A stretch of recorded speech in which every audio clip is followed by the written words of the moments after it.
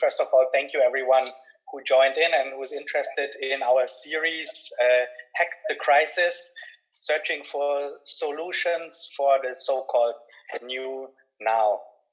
Yeah, what are we going to do? I'll just quickly share my screen before we really get going here. To give you a couple of feedbacks and some insights on what we are going to do the next 2 hours together.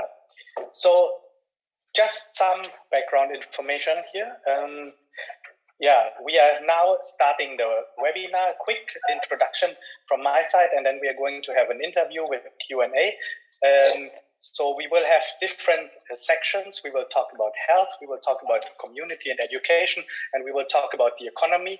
And we hope that you all are interested to join in via our Q&A session, but you can also raise your hand if you want to talk live here in the webinar. So just let us know. Also, for all the media who's participating, media from Germany, media from Indonesia, or where else abroad, we have 2 media contacts, Bayu and Dinka. Feel free to reach out under the numbers here via WhatsApp or using email. You may also feel free to reach out to them in English, in Bahasa Indonesia, or in German. A couple of ground rules, as usual, during webinars, so we'll just jump through this real quick. Please mute your audio if you are not talking. Try to be an active participant, so just join in with all your questions and suggestions that you might have. But at the same time, of course, be respectful. We are happy also to get your feedback, and we are trying to get in every feedback as much as we can in the next 2 hours. It's going to be tough to get everyone their time and everyone their work. So let's just get started. We're trying to get in as many people as possible.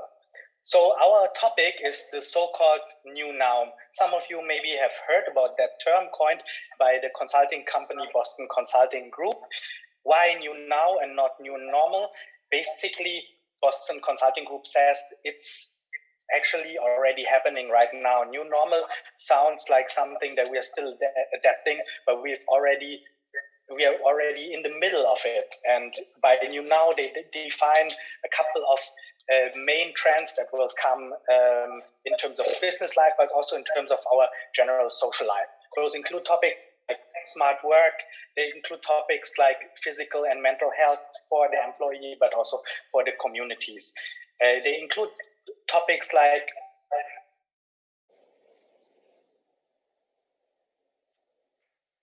the office, and also how do we interact with different people, especially with the leaders in companies, in the countries. So is it with how Boston Consulting Group says, with the head, the heart, and the hands? And finally, what are the big mega trends that we are looking at when we are moving into this new now? Currently, we are in a bit of a in-between status. Some people call it the Corona paradox, which means on the one hand, there have been a lot of measures already in place by politicians, by governments, and these measures work to flatten the curve. But at the same time, now you see a lot of people here and there that say the virus is not that dangerous after all, and there are so many collateral damage effects. If I look outside the window here, then Jakarta's streets are still empty, and we have to ask the question, like, how is the effect on the social life, on the communities, on education, on the economy? And finally, this may lead to the effect that people neglect the rules, and then we will get into a second wave where the number of infections is increasing again. So that's one of the issues that we will talk about. So we will talk about, as I said before, topic the topic of health, the topic of community, and finally also the topic of the economy. Okay, so that being said, very quick introduction. Now, let's take a deep breath and do our introduction round. We have three excellent gentlemen as experts joining us today. From Jakarta, Kebayoran Baru, as he said just now, we have Dr. Peter Schof, the ambassador of the Federal Republic of Germany to Indonesia, ASEAN, and Timor-Leste. We have Dubes Habas, the ambassador of Indonesia to the Federal Republic of Germany, joining us from Berlin. And also from Jakarta, we have Ilham Habibi, the head of the National ICT Council, Van Tiknas, and also the chairman of the Board of Trustees of the Habibi Center, joining us as experts. So, gentlemen, let's maybe start with Ambassador Schof, who is joining us from home. How do you currently keep up with working from home with the current crisis? How do you cope with the current situation? Well, first of all, I would like to say good afternoon to everybody from Jakarta. I'm very happy to join this webinar with my good friends Pahavas and Pailam. It's a bit strange because we have met so many times in person, and I really hope that it will be possible very soon to meet in person again. How do we cope? I mean, I think for all of us, home office is a new reality. It has advantages and disadvantages. I think the biggest disadvantage is that you miss really the physical communication with your colleagues, but also, of course, with family and friends. It is sometimes convenient because you can sort of do things sometimes easier by video conferencing, for which you in the past arranged meetings, and this may be a bit also of a lesson for the future to analyze what actually can be more efficiently done digitally rather than physically.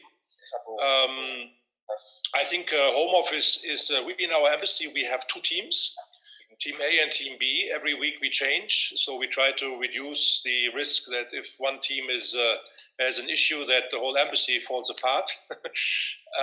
This is my home office week. My deputy is in the embassy right now. We are very happy because the digital infrastructure in Jakarta is actually very good, I must say.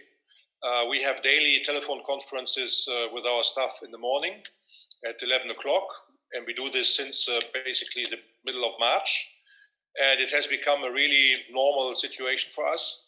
We do a lot of things, video conferencing through MS Teams and other platforms, and Zoom, of course. I think for all of us who are working from home, I think this is true for everybody. We have to, how should I say, find a certain discipline in not becoming too laid back and lazy. So I think what I'm doing is I get up early, I do my exercise for 1 hour.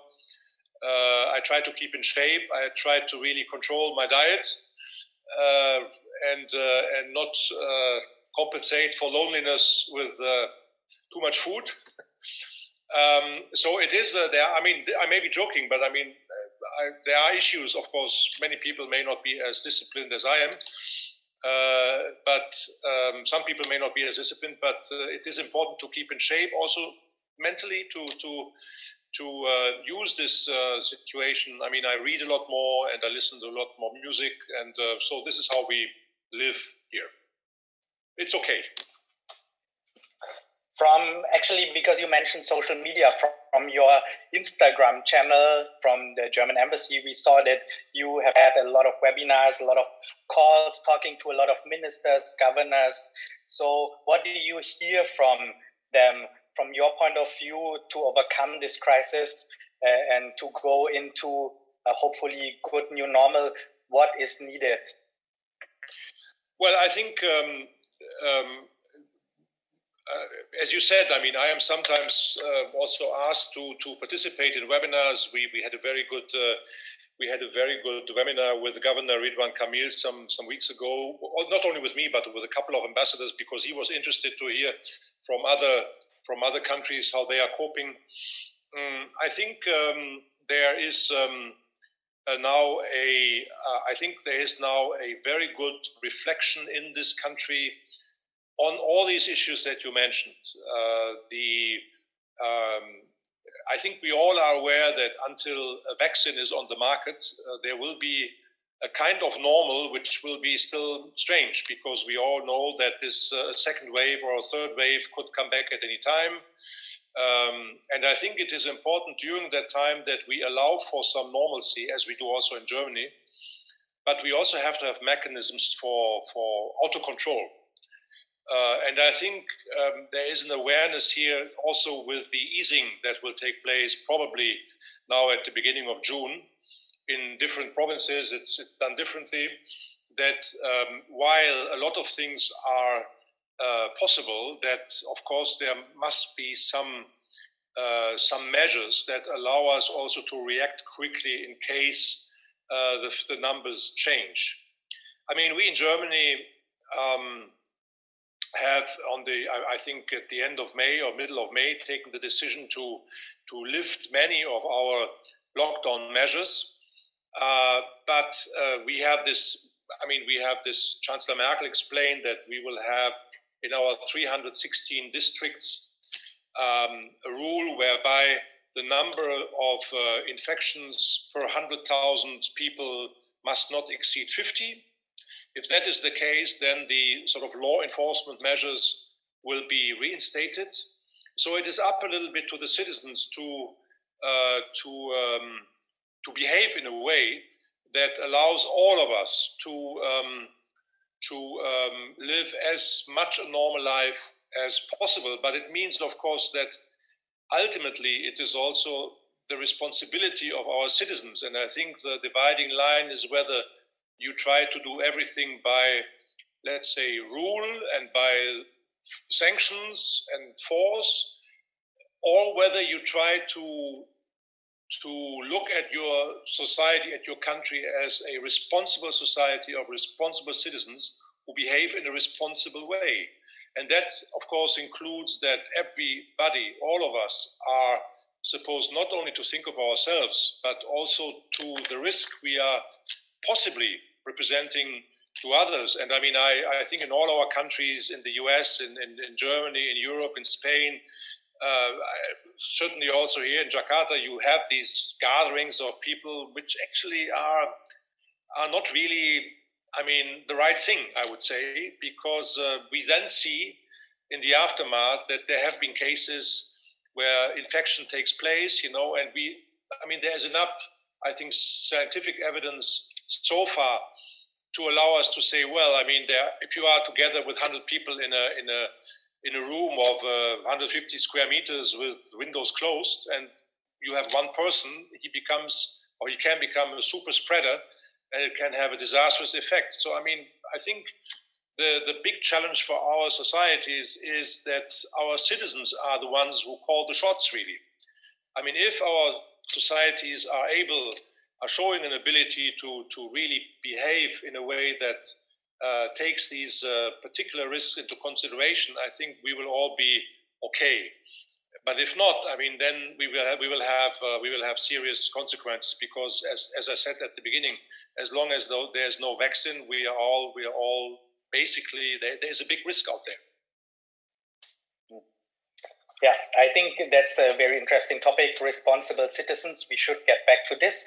But before that, let me go to Berlin first. Pahavas, how is life in Berlin? How are you coping there in the embassy? And maybe to what Ambassador Schoaf just said, Germany is one of the countries who is obviously so far doing quite okay with this pandemic. what, from your point of view, can Indonesia take as a learning from Germany? Thank you. Thanks, Pak Daniel. Terima kasih. I think first of all, I want to say in a similar tone with Pak Peter, Pak Dubes, that if we don't have the vaccine, then we will have the situation. But once we have the vaccines, and even we have the drugs, then it will be the old now, not the new now again. So it's we have now about 80 vaccines on trial across the world. A couple are being done in Germany. And as I mentioned before with Peter, we have one Indonesian from Universitas Erlangga who is now working at CureVac in Germany to work on these particular vaccines. And at the global level, you have about 130, 140 drugs being researched, and some even being tested already. So once we have the vaccines and drugs, then we will probably be having the old way. But let's see, let's see what happens in the future. But for particular now here, I think in Berlin, we at the embassy, we have every other day working from home. But since things are much more eased today, in June, we just go normal to the office with a normal office hour. For us, the last month was an additional challenge because it was Ramadan. And Ramadan in spring, it's a very long day. I have to have my iftar at 2, and then the buka puasa is at starting from 9:10 and then becomes to 9:15. So I lost weight, Peter. I lost weight 6 kilograms or so in the last month because of this long day of puasa. It was also a bit strange for us because we don't have Salat Eid, we don't have the get-together of Indonesian citizens. Normally we do after Ramadan. Last year we did in Dalam, in Wisma. We had about 1,000 people came, and this is traditions, and now it's a bit different. So that's what we Indonesian communities are here facing, Pak Daniel. Now, in terms of what we can replicate from German experience, I think the German experience can be replicated not only in Indonesia, but also in many other parts of the world, even in Europe. What I found, in addition to what Ambassador Schoff, Pak Peter said about responsible citizens, about the disciplines of the people, there is also a number of factors that needs to be taken into account. And number one is, of course, the readiness of the health system infrastructure. You have the highest number of ICU beds in Europe here in Germany, somewhere around 28,000 or 30,000 ICU beds. You have most ventilators in Germany other than many other countries in Europe. And the number of the hospital itself, it was a debate last year. I think there was someone who said that there are too many hospitals in Germany. But apparently that fact, too many hospitals also help a lot in Germany in trying to cope with the pandemic. So I've read reports that currently hospital occupancy in Germany, it's somewhere around 28 to 30%. So it's quite low in the conditions of pandemic. And this is something that many countries, including us in Indonesia, could have a look on this aspect, on the health care system, the health infrastructure system. So there's one side. And also, second, which is also very important, at the policy levels, the the swiftness of the policy in terms of responding to the crisis. The first case in Germany was 27th of January.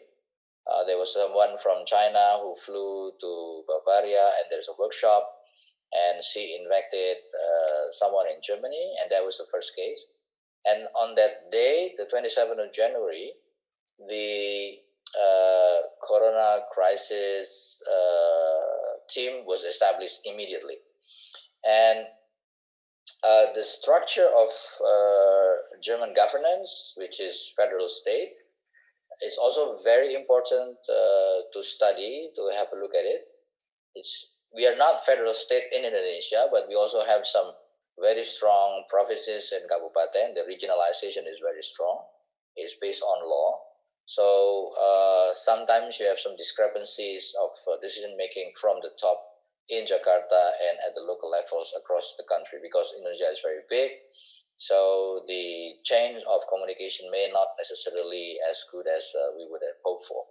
So in Germany, you have every 2 weeks a meeting of chancellor and the minister president. In Indonesia, it will be equal to governor. And every 2 weeks, they have a review on the situations, and then they make a decisions on what level of lockdown that you will put in place. Because I think in Germany, it's not really fully locked down. For instance, Chancellor Merkel said that the government understands that not everybody has gardens. So if you want to go out to run or cycle, you still can do that. I cycled during the pandemic with some friends, of course, with a very strict distancing. We cycle in between like 25 meters for each cycle. So, but we do that, and other people also doing the same thing. And this review of every 2 weeks is a very important aspect in trying to see the development of the spread of the virus itself. Now, if you look at the first case, 27th of January, and if you look at the lockdown, I think in mid-March, and Bundesliga playing 16th of May, it's only 2 to 3 months. So actually, if you combine all those different elements, the clear policy, the swift policy, the responsibility of the citizen, discipline, and the ability of the healthcare system, you can actually cope with these situations in much more manageable way. And the important thing, I believe, is that the information flow from the top to bottom to every different aspect of level of society has to be the same. So this is, I think, the challenge, because in different countries, you have different statements, even denials at the highest level, and that creates also late in response and also creating then problems in coping with the pandemic. So that's, I think, my take on what can we learn from the process in Germany. Mm-hmm. Okay, thank you. Yeah, Pak Havas. So the gentlemen have already mentioned a couple of sectors and a couple of ideas. And before we go to Pak Ilham, I just want to do a quick poll with everyone here who's joining us. Can we just get the poll up? So basically, you can just let us know what is the topic that actually concerns you currently the most. We've given you 4 categories, and just feel free to pick one. So it's either, is it governance and information about this disease and this pandemic, or is it the health factor itself? So are you really concerned about COVID-19, how you can get it, how your family and friends can get it, or your communities can get it? Or is your main concern community and education and what we can learn, but also how we need to cope with the current education system? Are we ready for actually these kind of topics? And finally, is your main concern work? Is it the job? Is it the economic situation? Just pick one of the four, and then we'll go to the topic that I would like to ask Ilham is actually in terms of you being also the head of the Habibi Center, the chairman of the board of trustees. What can communities do to support during this crisis? What can non-governmental organizations do to support during this crisis? Well, non-governmental organization is a big term, right? It's there's a vast amount of totally different type of non-governmental organizations. In the case of Habibi Center, we are basically a think tank.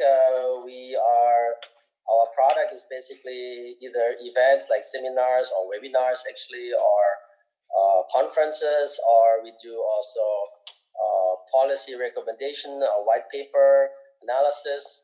And so what we do in regards to the current situation, we are trying to come up with a picture and analysis of what's ahead of us. So basically understanding particularly the economy, but also the impact on things like the political system in terms of being a democracy. What is actually the impact caused by COVID-19? And that's basically what we do as Habibi Center.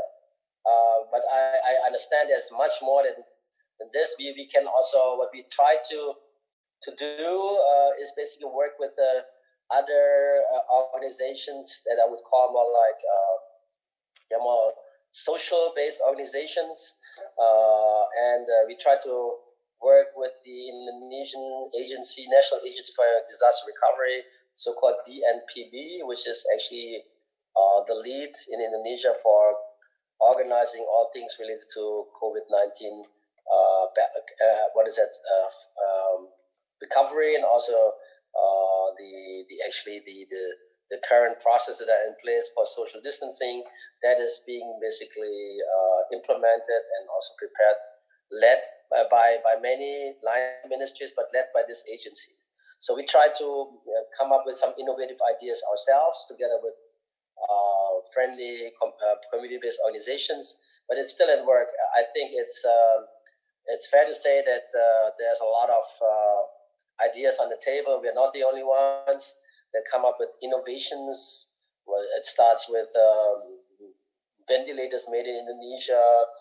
The maybe simpler thing would be just innovative designs, not only for the look, but also the way they function for the mask or for the medical protective gear and the face shields, etc. So there's a gazillion types of things, and that are being at the moment tackled by or try to give some alternative solutions by communities and organizations. And we as Habibi Center, we were active in trying to find a solution when it comes to building so-called green zones within Jakarta, but it's still something that has not been implemented yet, simply for the reason because it's just too many things at the same time. But that would be, I think, a rather typical kind of involvement for any NGO, except, what I said before, that we as a Habibi Center, we are also trying to get involved in trying to imagine in a quantitative way. We have in the Habibi Center, we have 3 institutes. One would be the Institute for Democracy and Human Rights.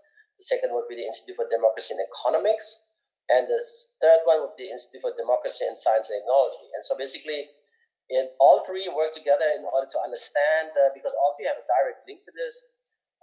When it comes to economy, of course, how does the economy look like in the so-called low-touch economy? Because we can all imagine that in the future, there will be probably a new normal, even though, as Ambassador Havas said, at some point in time, it will be the old normal. I'm not sure whether it's going to be the old normal, but maybe it's something which looks more like the old normal, but it will have definitely a very low touch and more using digital service kind of character. Also the fact that we will probably see a movement of less globalization and more localization in the future. And what we are seeing right now is already a concentration of economic power when it comes to companies, because of course there's a lot of companies that are extremely weakened by the current situation. Particularly airlines. They bleed every day millions and millions of dollars, but having almost no revenue. And who can sustain this for many months? Nobody. Even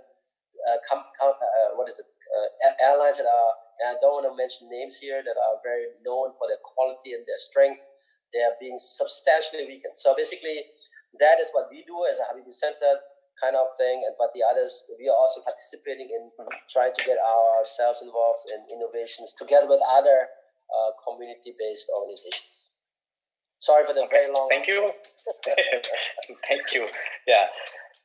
I could listen to you all like for many more hours, but we want to also give the words to all the people listening in. So therefore, I just want to do a quick announcement. So we have an effort of collaborative note-taking. So you can see in the chat of this webinar that my colleague Dinka has shared a link. So if you found interesting insights from our panelists, feel free to write that into the document, and we will obviously share all these insights later on.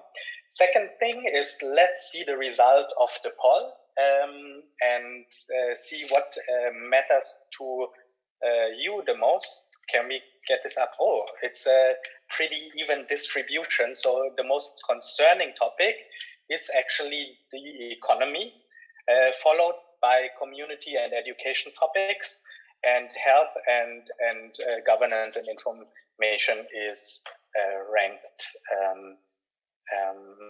Overall, more than 200 people participated in this poll that I can see, so quite a good sample, I would say. Thank you for this participation. Then we will go to the business and the economy in a second, but basically we were already talking about community and education and how this community works together, and therefore I want to stay with our topic of community for a second and ask the ambassador in Berlin, Havas. So one of the examples basically of international collaboration between Germany and Indonesia is actually the city partnership between Jakarta and Berlin, celebrating the 25th anniversary of sister cityship last year. You were also part of the Asia Pacific Week and the Asia Berlin Summit in Berlin last year. Unfortunately, this year we still don't know how it's going to be with all what's going on. There might be an online conference, but we'll see. From your insights last year, how do you see can basically Indonesia benefit from the exchange in this case? So in particular with innovators from around the world, with innovators from Germany, with other startups, how do you see the role of Germany and how can Indonesia benefit from it? I think in terms of the sister city, Jakarta and Berlin, this should become a model, Daniel, for the sister city, because I've been involved in many sister cities arrangement, and this, I would say, the most substantive sister city cooperations that I have ever seen. The fact that we have someone from the city of Berlin being assigned in the office of the governor of Jakarta, this is something very unique, probably the only one. The fact that we have the startup meeting that you set up in Jakarta and we set up here, which we do regularly. And I think we should try to do it online, Daniel. The startup meeting Jakarta Berlin. We should try to do it this year still. The fact that we have two Indonesians becoming member of the Berlin Badminton Club, which is also very rare, and suddenly Berlin Badminton Club is winning all over Germany. And we have, of course, the training, a football trainer from Berlin in Jakarta. So this is some of these really good examples, very substantive that we developed already the last 2 years. Now, in particular with COVID, we have some conversation already, and I think this is a very good example. I believe that very good case that Jakarta and Berlin can do this year. So we can arrange discussions between the mayor office here and the governor of Jakarta office on how Berlin and Jakarta, both of them, they are dealing with the issue of pandemic. The scale of the city is different. It's very interesting because if I look at the territory of Berlin and Jakarta, Berlin is actually bigger than Jakarta in terms of territory. But in terms of the population, Jakarta is larger than Berlin. So this is also both very interesting aspect to look in terms of how we deal with COVID. Because, frankly speaking, there are countries who were considered to be successful in dealing with COVID, but the population is 5 million. So, it's okay. I mean, 5 million, you manage 5 million people, it's not that like Germany, 82 million, or Indonesia, 265 million. So it's a different scale altogether. So I think the scale of Jakarta and Berlin is something that we can work on in terms of how we deal with this kind of crisis. Yeah, but Daniel. Yeah, thank you, Pa. So talking about the collaboration between Jakarta and Berlin, and you've mentioned the Senate of Berlin in this partnership, and also the Jakarta government. I want to get in one of the experts on the field. She's the project manager for the Startup Asia Berlin project. Her name is Alex Kovbasko, and she joins us now also live for this webinar. Hi, Alex. Thanks for joining us. So maybe you can just add to what Ambassador Havas just said, and just share in a sentence or two what is actually the idea between the Asia-Berlin network, and how is Berlin planning to support a country like Indonesia in terms of innovation and in terms of startup collaboration.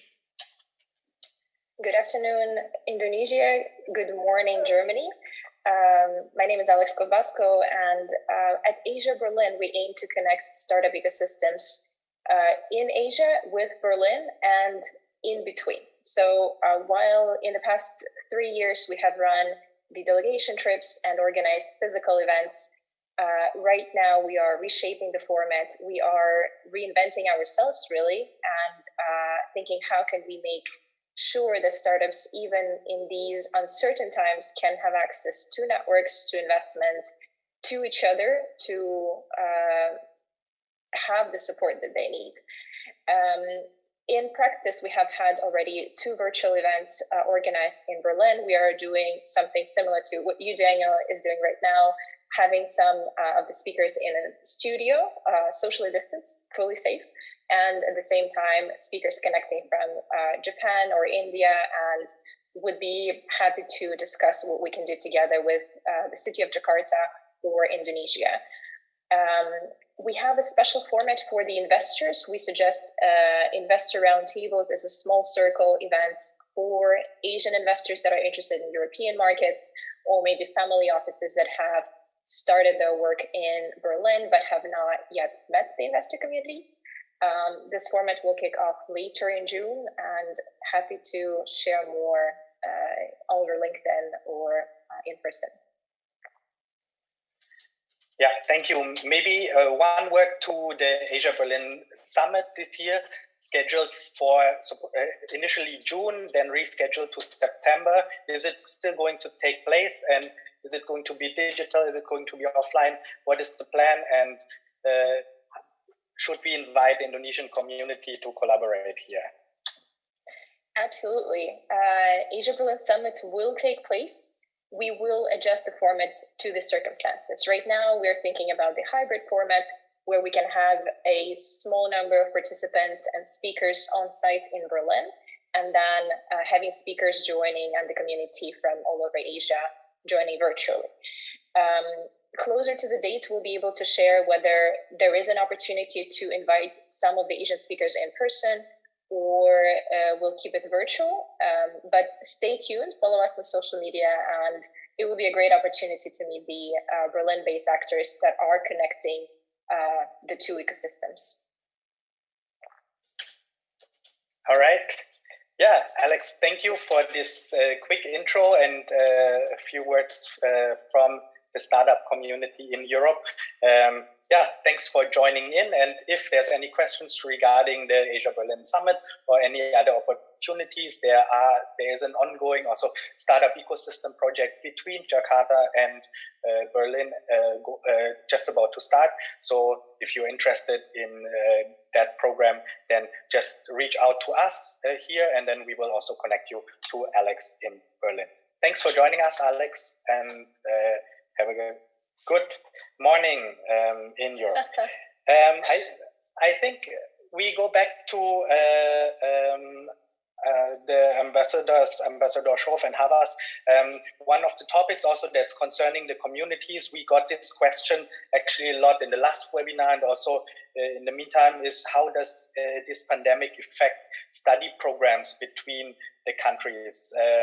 How can we support the education sector? Is there anything that one of you can share regarding this international collaboration in terms of international study programs?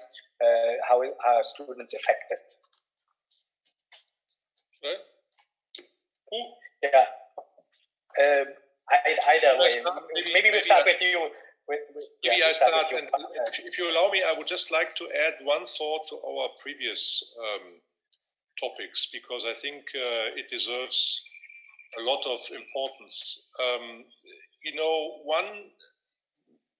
When you look at the situation in Germany, I mean, I think I personally and many of my compatriots, we are very humble in the sense that we were quite lucky also that due to a number of circumstances, we have not been hit as hard as other countries in our European neighborhood. Now, having said that, I think one of the very important tools that we used from the beginning quite successfully is that we did massive testing. We were lucky that we had a lot of testing material. We developed a lot of testing material at the speed of light, very fast. We have now, I think, done in the population of about 80 million Germans, 3.9 or 3.8 million tests, which is almost 5% of the population. And I mean, why I mention testing? Because testing is a tool that is essential when we are in this interim period until a vaccine or an effective medication has been found. Because while we open our communities and we open our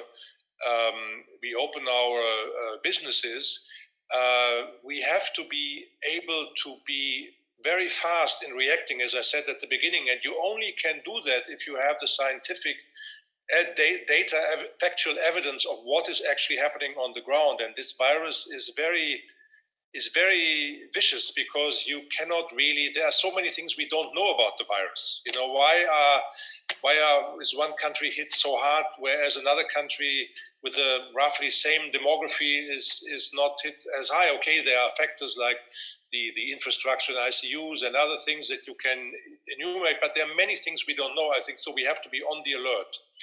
And I think I would like to put this before the bracket of anything else, because it will determine how we are able to live through this sort of, how shall I say, modified normal until we're in the situation to find a vaccine. And that includes, by the way, things like student academic exchanges. Of course, we can do a lot of things digitally, and that's what we are doing at the moment. I mean, the Goethe Institute is going to offer a big opportunity to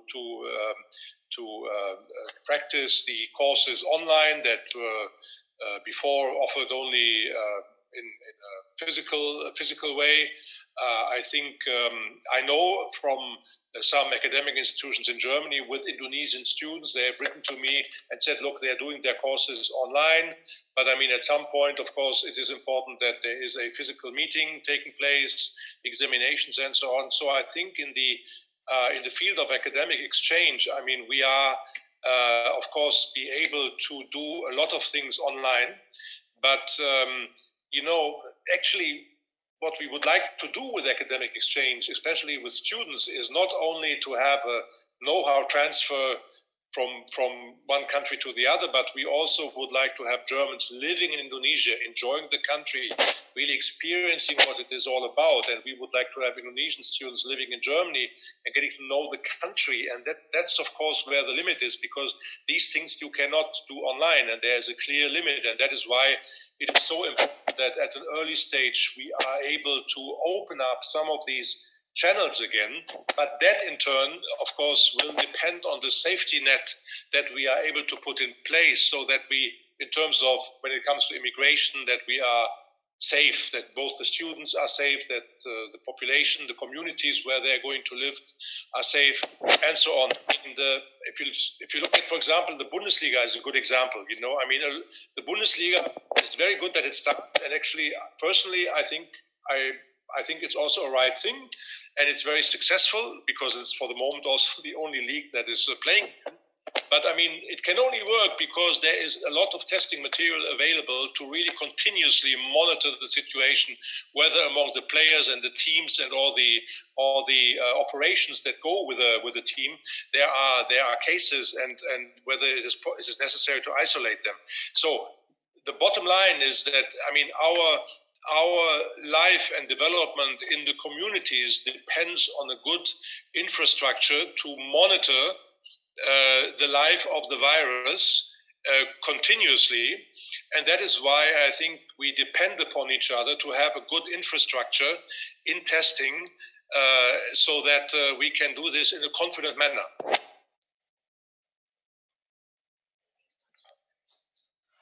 Okay. Thank you. Pak Havas, you want to add to this? Yeah, on these students, we have now about 5,500 Indonesians students in Germany, across the states, mostly in the south. Then the second highest concentration would be somewhere around Hamburg, Bremen, and Berlin. Actually, is not so much. We have only about 1,500 students around Berlin-Brandenburg. I want to expand the horizons of Indonesian students who are studying in Germany. Typically, Indonesian students studying in Germany are studying in the aeronautics, in the engineerings, architectures, and I want to expand that to medicines and medicine technology. We have a number of Indonesians becoming doctor here in Germany, somewhere around 18 to 20 people across the nations. But we also have Indonesian students studying in the medical technology. And this is something that I want to develop in the future. We are planning to have some online discussion with the Ministry of Education on this particular aspect. And last year we managed to get the name of a couple of top German universities in the LPDP scheme. And of course, with the COVID, things are all going online. But I would say that the issue of permit, issue of the extension of student permit, it's been positively facilitated by the German government. Everything is done online as well for the permit staying. So yes, we hope that after the pandemic can be better managed or over, or inshallah, hopefully, then we can have more Indonesian exchanges students in Germany.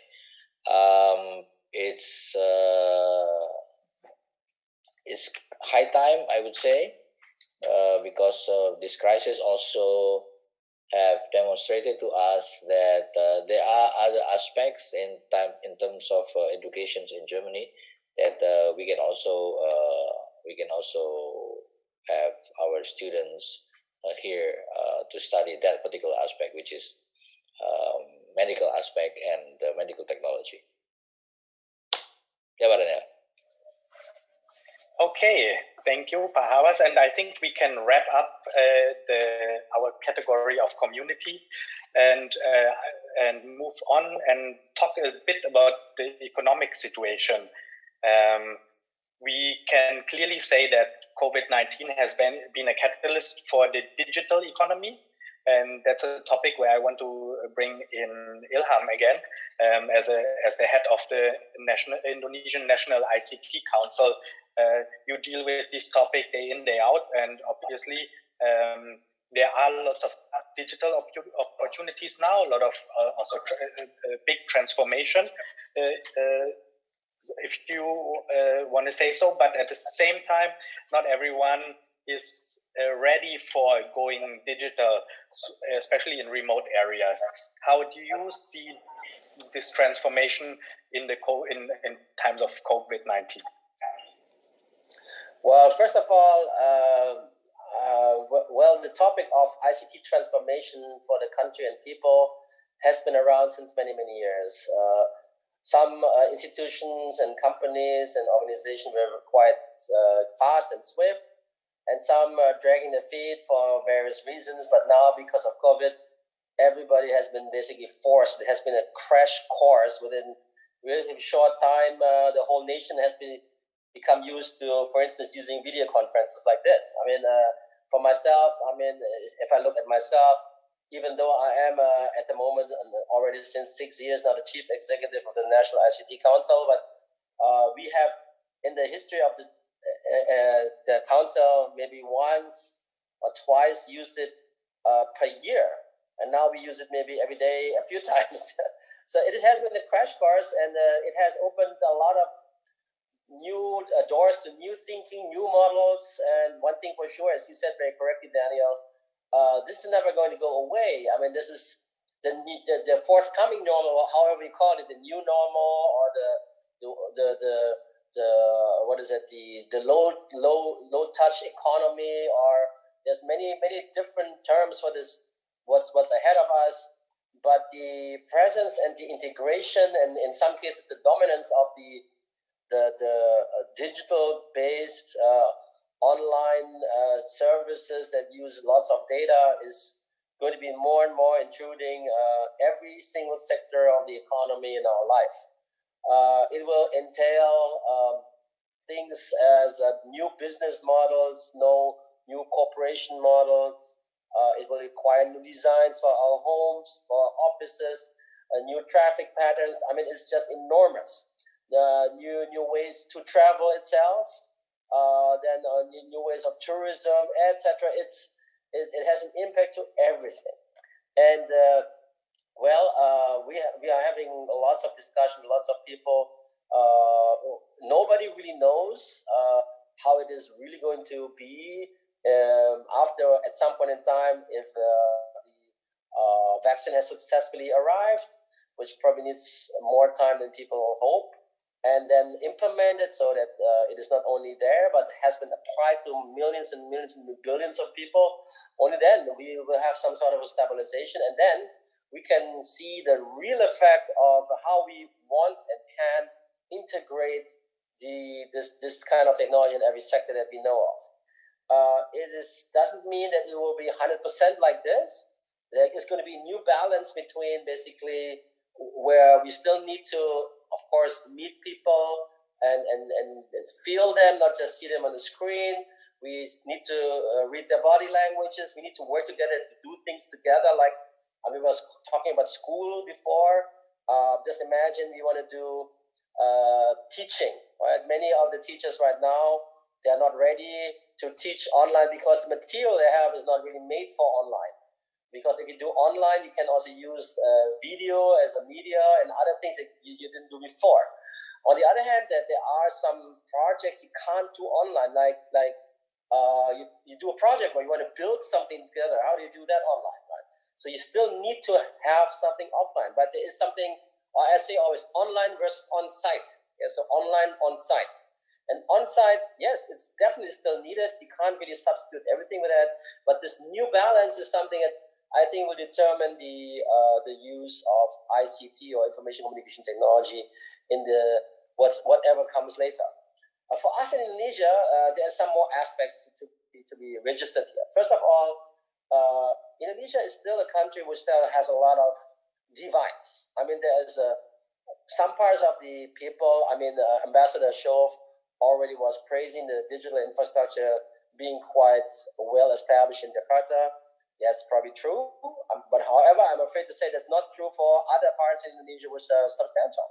And so we do have digital divide, digital discrepancy between people and places in Indonesia. And in this time, in this kind of time, it's the economic divide that was there already, or the educational divide is going to be exacerbated by the lack of access to well-established digital infrastructure, also to the lack of knowledge and experience how to use the tools once you have it in your hand.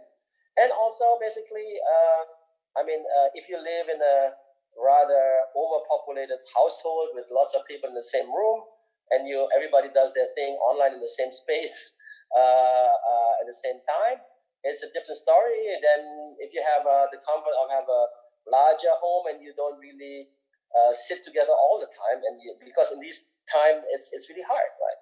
So also parents are, some of them, overworked, and they have to help their children to basically get on with their online courses every day.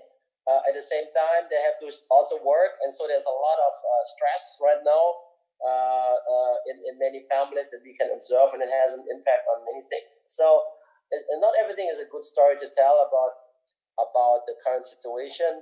There's a lot of discrepancy also in countries like Indonesia. I think this is not an example that pertains to Indonesia only. It is around in probably all countries in the world that you have particular parts of the population that don't have a problem dealing with this, and there are others that have a big problem.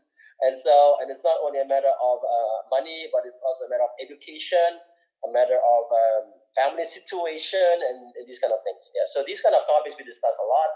We have had a multitude of discussions and webinars, or whatever you call them, talking about the health system, about the education system, talking about the impact on business, talking about the impact on governance, particularly working with government offices or internal government, how should they work together in this.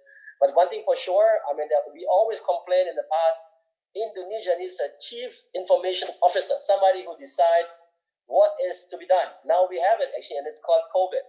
Because COVID is basically making it possible that everybody being forced to think in the same way because there is no choice. So that is maybe the positive effect, that we are being pushed on in the same direction because of the situation that we're facing. We have no choice. But actually, it is sort of like a very sudden super acceleration into the future. So a crash course, basically. Yeah. Yeah, thank you, Ilham. Talking about that, I need to get to one topic here in addition, and you as an expert, and also I want to bring in Pahavas from the Indonesian government point of view. This is an interesting graphic here talking about the economy. So obviously we're using Zoom now. We can see that the stock market value of Zoom, only this digital conference app, is higher than the value of the 5 largest airline companies in the world together combined, right? So you see a big effect here on airlines, and I want to extend this to the topic also of tourism. How do you, Ilham, as an expert on aviation, see the effects on the aviation industry? And also to Pahavas, the question, how can Indonesia rebound as having a big strategy and also high hopes on Indonesian tourism? How can we rebound in these 2 sectors? Okay, I will focus on the airline sector. I think, first of all, no way that there's any airline that is not going through a major stress period right now. So if you have a certain number of planes and then a certain number of employees and you have to pay everything and you have no income or very little income, I mean, no matter how good you are, and before the crisis, you're going to suffer, as I said before. So every airline that I can think of is going through a major stress period. Some of them have already basically declared bankruptcy. Big established airlines that are actually good quality and have a long tradition, long history, but they cannot go through this period without basically unscathed. Right? They have to swallow a lot of bitter pills, and some of them just go bust. What is going to happen to airlines is basically some will survive, many will not. And what I said before is there is a major concentration process happening. So meaning to say some will survive and they will basically have a strong position in a market that is probably going to be smaller in the near future. I've seen predictions of airline specialists that predicted that we are going to go back to the same position as before the crisis only in 6 to 7 years. So the airline industry needs to grow for 6-7 years steadily until they reach the same as shortly before the COVID crisis. So it will need time. So we are talking here about major disruption for the airline industry itself, and of course for the airplane providers, and all the other companies that are basically in the ecosystem of everything to do with aviation, the airline or airplane financing companies, the subcontractors, the maintenance companies. Probably airlines are going to use their existing fleet a little longer because they can afford to buy or lease new airplanes. And they're going to basically also maybe in the beginning focus more on domestic flights, or at least within the same economic block where you have similar regulations. So I expect the amount of truly international, intercontinental travel to go down significantly. Also because of the constraints, you have to provide a lot of proof of your current health, and once you enter another country, you have to get to probably to a number of obstacles that you have to overcome, like having another test and maybe even a number of days of being in quarantine. So basically, for tourists or business people that want to travel there, if possible, avoid it. But maybe if you want to travel, so we're going to see an uptick in domestic tourism. I think domestic tourism will be the one that's going to be the savior for tourism in general in the first phase after the relaxation vis-a-vis the COVID-19 related policies. And then after some time, it gets back to normal, and some audacious people are traveling also internationally, intercontinental, but that will need probably more time. Yeah, that would be my 5 cents. Yeah. Thank you. Just quickly to Pak Havas on this, how do you see this from an Indonesian government perspective? Research shows that tourists, 30% of the travelers will want to change the way they travel. So that's a huge amount. How can Indonesia rebound on tourism? I think I will go to the basic again, Pak Daniel, that the COVID-19 basically impact life and livelihood. Okay, so life is relating to health, and livelihood relates to economy, education, and all those sort of aspect of livelihood. Now, these two aspects, life and livelihood, will be better managed when we have the vaccines and the drugs coming up. So I'm not too extreme in trying to see what's going to happen after this, how much we're going to change. Are we going to change 180 degrees? No, I'm looking at this the vaccines and drug factors in the whole equation of the discussions. I think once we have the vaccines and drugs, then probably it will be just like another flu where you have vaccine and you have drugs. So although it's vicious, but then you know there are some medicaments to counter that. Now, in the meantime, before we get the vaccines and the drugs, if countries want to restart the economy, and I'm looking at a different model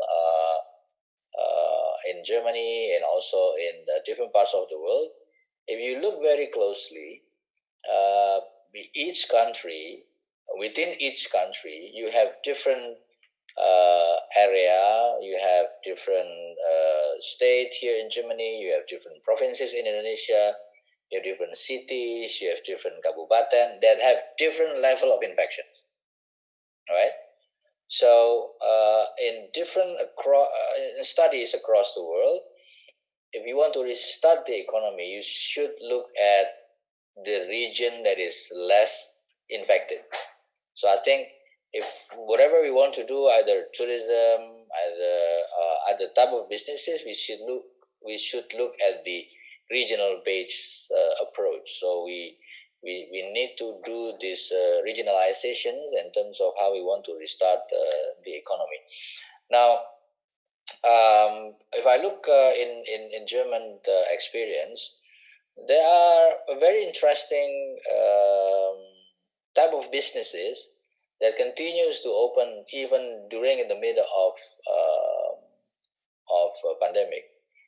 The health sector, of course, that covers the hospitals, covers the clinics, apotheques, the food sectors, interestingly agriculture, because people, the farmers are not in the city, and sometimes they work alone or with a small group of people. So they have these better situations than those who are living in the city. So the farming is actually doing okay. Interestingly, construction is doing okay in Germany.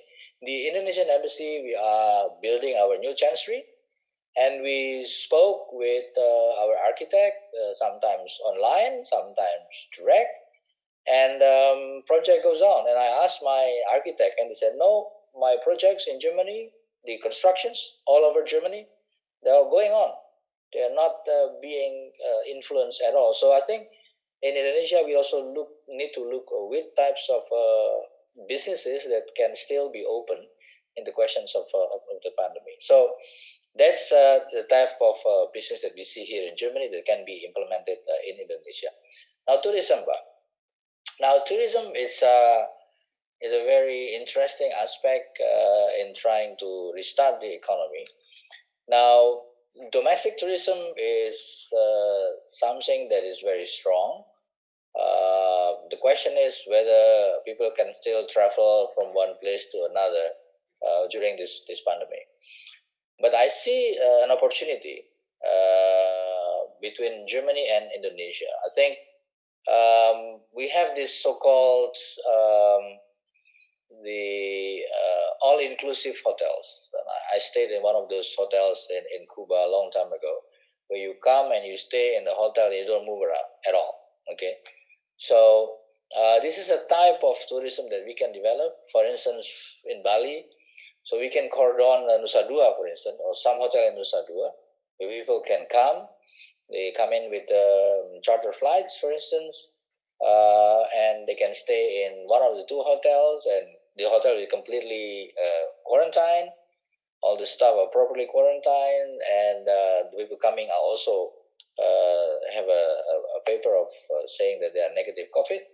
So this is a type of tourism. It's like an all-inclusive type of hotels that we can develop. So, but again, it depends on the readiness of different aspects of the tourists coming in as well as the local tourists themselves. So I think these are all the interim measures that we can do before we had the vaccines and the drugs coming in.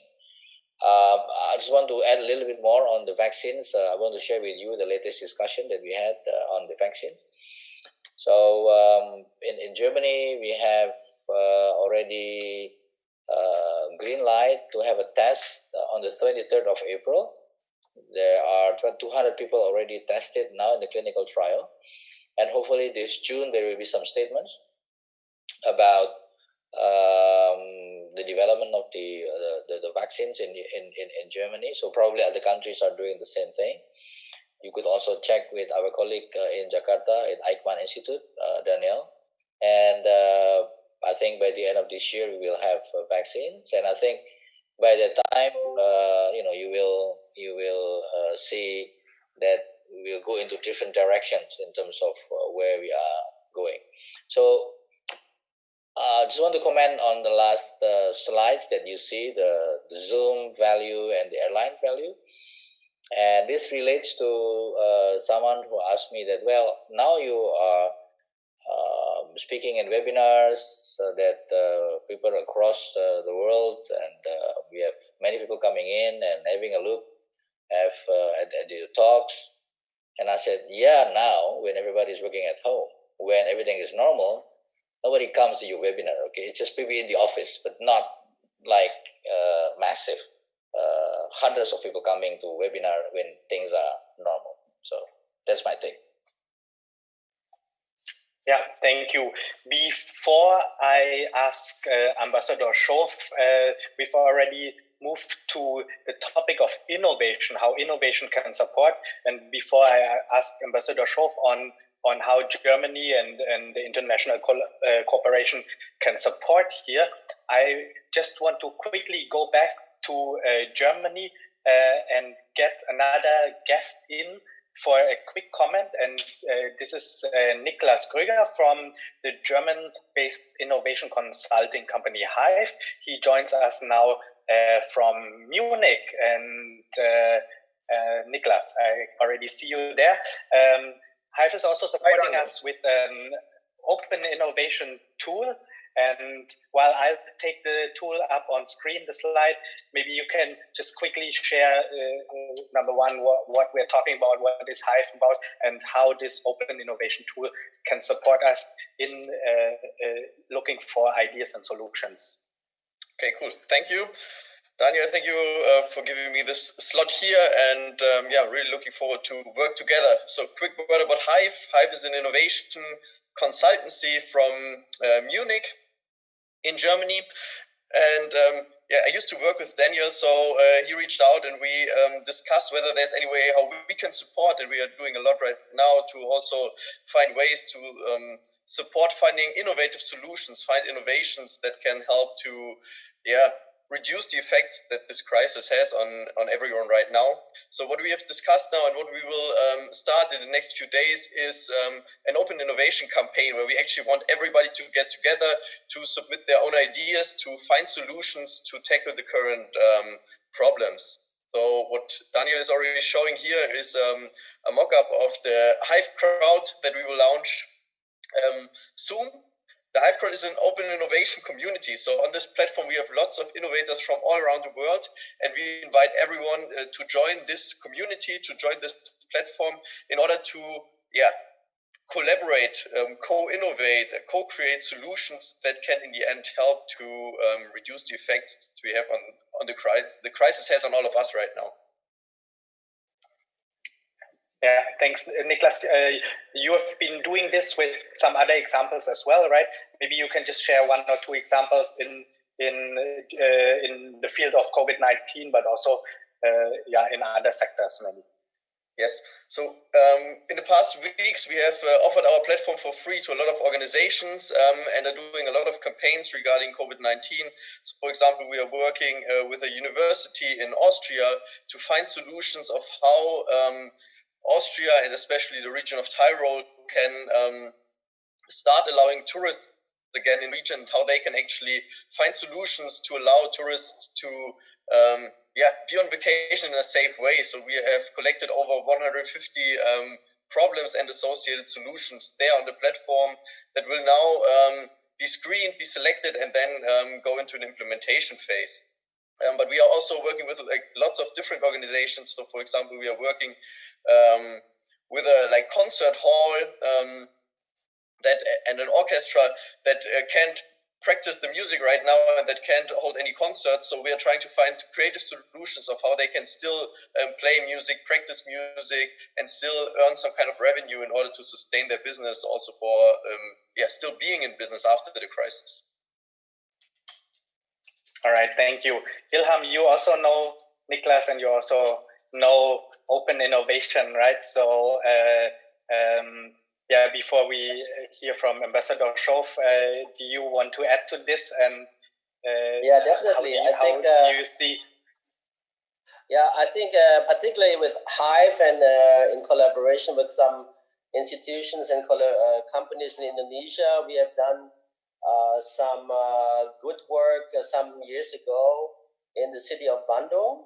And the result of that open innovation, which was done through a web-based platform, was something that is, I think, really in use in Bandung, which is a motorbike-based ambulance. And that is a very good and very interesting example how open innovation can even work for government-related innovation projects. And it was so interesting that Nicholas and a lady from Indonesia called Irma and myself, we went to Harvard. When was that, Nicholas? It was like 2 years ago, right? And we presented at the Harvard Business School in a seminar, and that was really very interesting. And so, yeah, we have good experience in Indonesia with this kind of platform, and it really brings out good and applicable results. Yeah, yes, I think that I have to add that and emphasize that. It's quite real.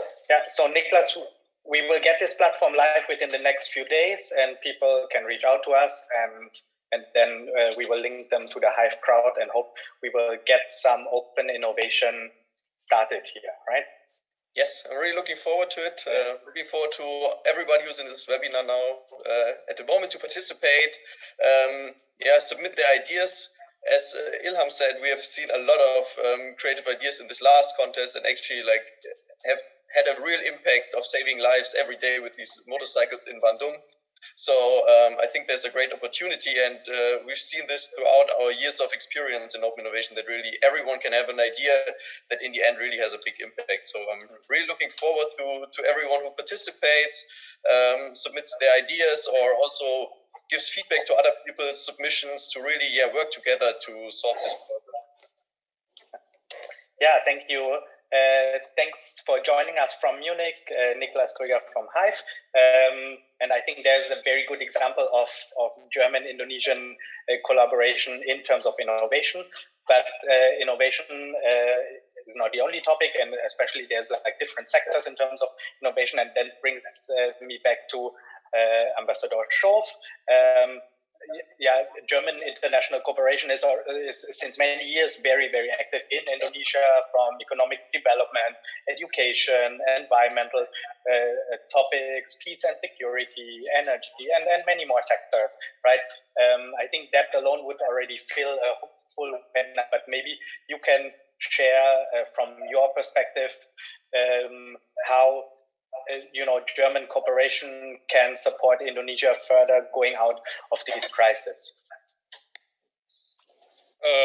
Yes, thank you. And first of all, let me say congratulations to Niklas Krüger and this Hive startup for the wonderful work that they're doing, which is a great example of German-Indonesian cooperation.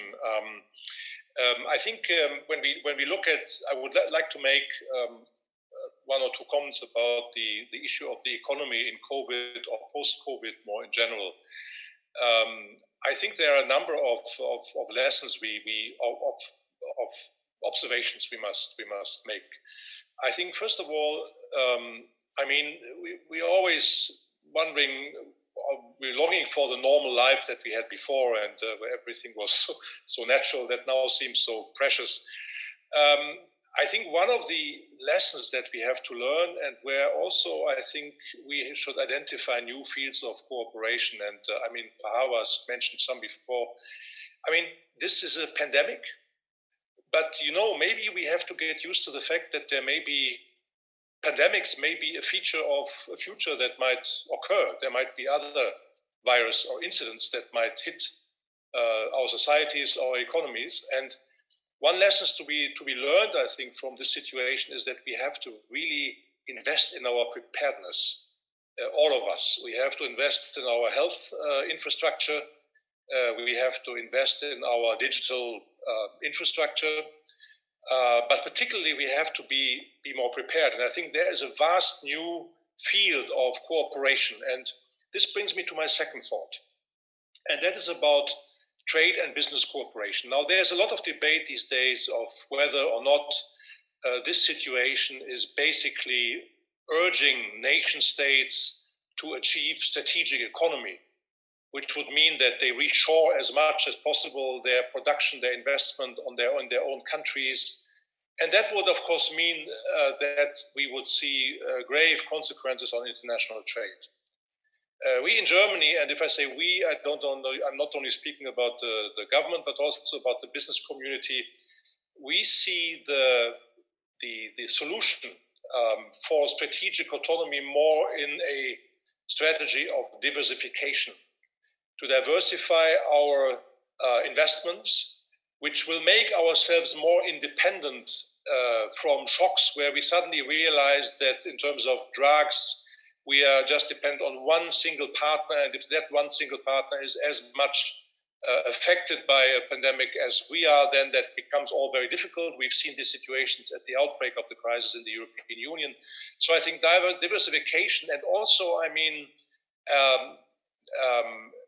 creating and working on sectoral or regional focused supply chains is one of the very imperative measures that we have to undertake. I mean, I am very glad to see that, for example, Ibu Retno, the foreign minister of Indonesia, and 6 or 7 other foreign ministers have their weekly telephone conferences on just that issue to say, well, what do you need and what is it we can offer?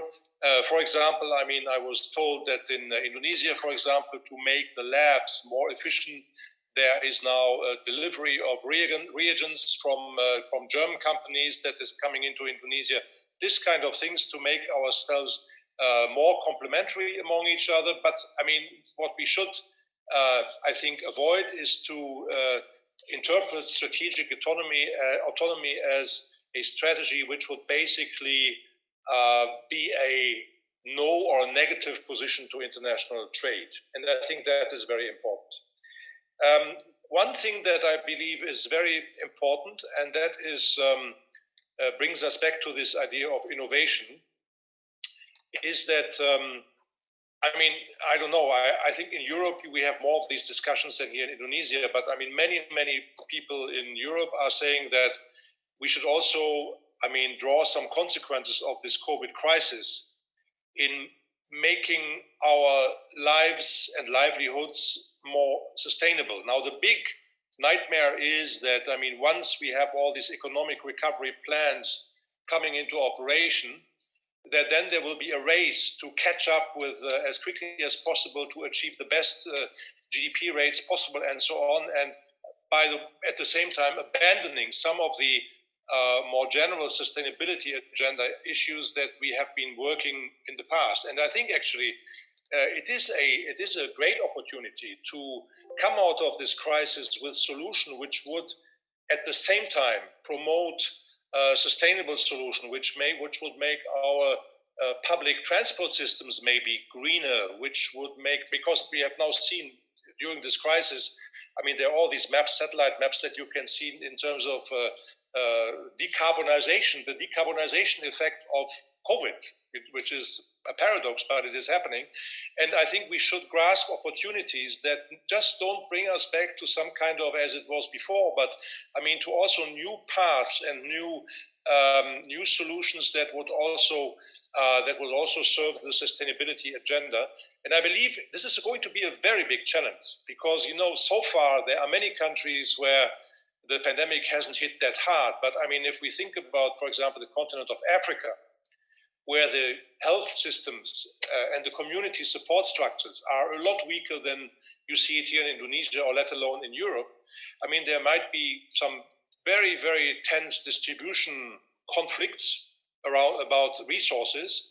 And it will be important that we work together to make sure that we maintain our commitment to sustainable solutions and also support those countries where maybe to follow sustainability policies might be for the moment a bit more expensive, and to redirect our resources to those policies. Now, just, I don't want to evade your question and be too long, but you asked me about German development cooperation in Indonesia, which of course traditionally focuses here in Indonesia in renewable energy, in waste management, in TVET, I mean, dual education, and so on.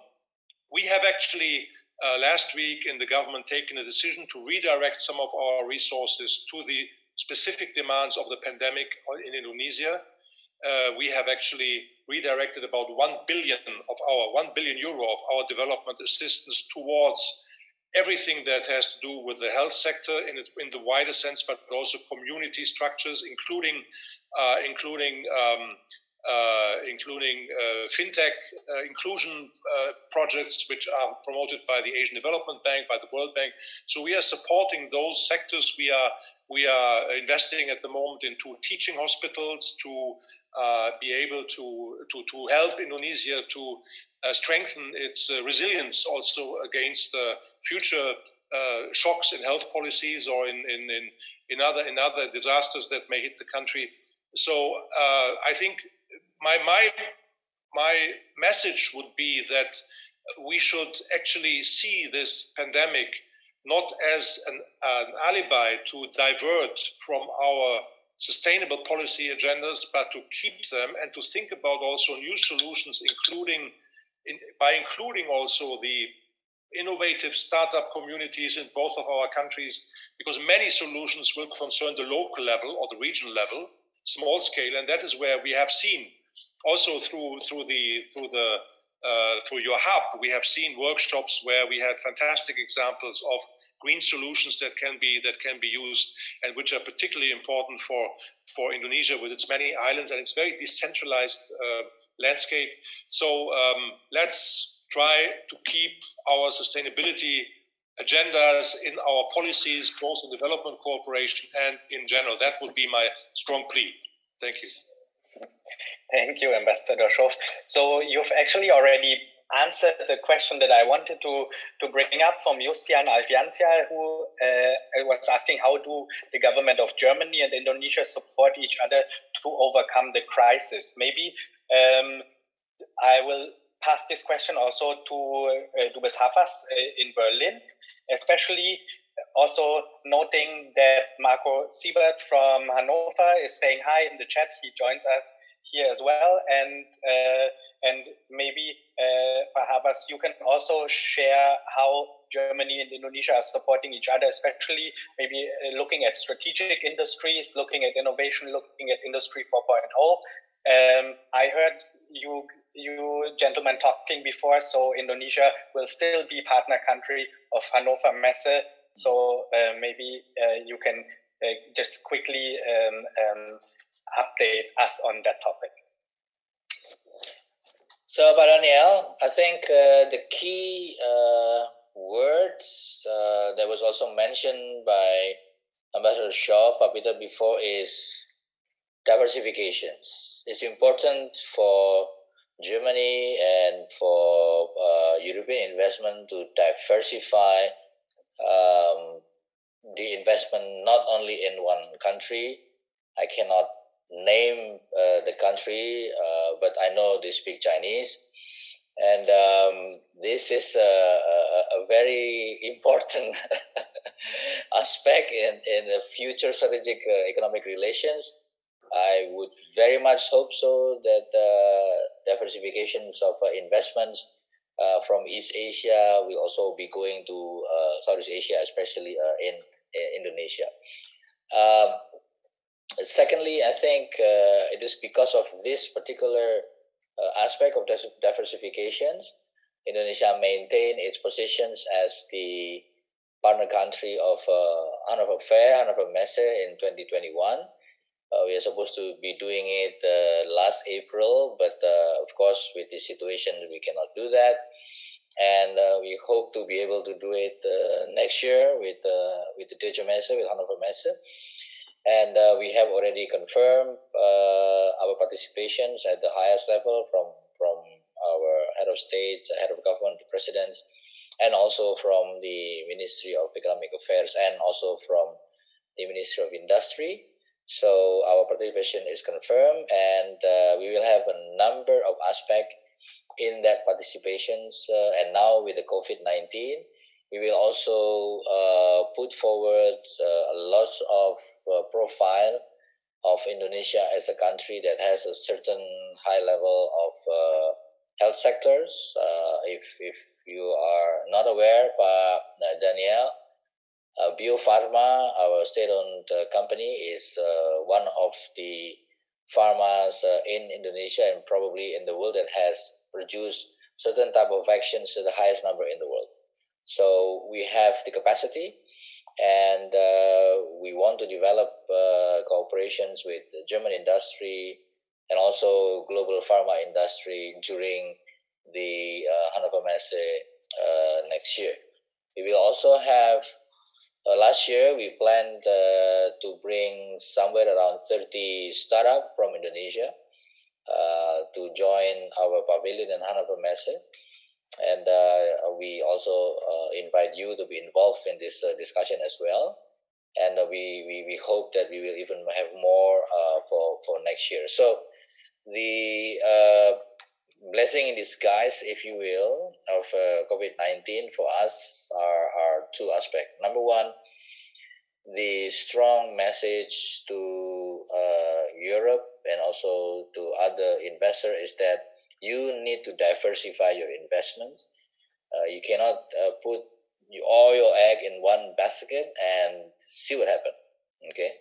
And secondly, there are new avenue of cooperations that we can develop with Germany, which is in the health sector. We have in the past, of course, we have buyer investment in Indonesia. We have a lot of cooperation, but it's not as feasible, for instance, with automotive or with aircraft industry, for instance. Our aircraft industries that was basically built by Bapak Habibie was basically coming from Germany, and it's one of our cornerstone in strategic economy. But this new aspect, health, should become one of our new aspect of cooperation in the future. So, Daniel, return to you. Yeah, thank you, and hello to Dubes Jauhari, who joined our last webinar actually, because you were mentioning but not mentioning China. We have another question. I'm not sure, perhaps, at least as someone, as a user, you might know, how is the food and beverage industry and the supply chain affected in Germany? We have someone in the chat asking. The logistic aspect is something that remained open even during the pandemic. So logistics are different levels. Of course, they are coming from the manufacturing and from the farms and the transportations, and also in the grocery stores. So during the pandemic, grocery stores are open. Some grocery stores actually open on Sunday in Dalam and near my residence. There's one grocery store open on Sunday until 10 in the evening. So it's something quite unique, I would say. Normally things are closed on Sunday, but this particular grocery store is open on Sunday. So people don't have to go to panic buying or people getting panic, not enough food and logistics. So everything is intact. So I think this is one of very clear examples where in the situation of crisis, we can still develop or maintain in a strong level. Yeah. Okay, thank you. I think we also have another poll related to this, and if so, then we can just bring that poll up. And in the meantime, let me just quickly let everyone else know we have a lot of Q&A, but feel free to send your questions. If we don't have the chance to answer all of them, we will also be able to reach out to the panel afterwards, and then we will announce the answers later on. So while we are still waiting for the poll to go up, we have, while we're still waiting for the poll to go up, let's go into another question from Kamaluddin Latif asking, do you think it's time to apply the new normal in Indonesia already now, since the number of cases, that's interestingly true, is still very high, and the government is allegedly underestimating or did underestimate the cost. We may argue about that, but at least maybe one of the panel wants to answer on that. So how is the situation in Indonesia?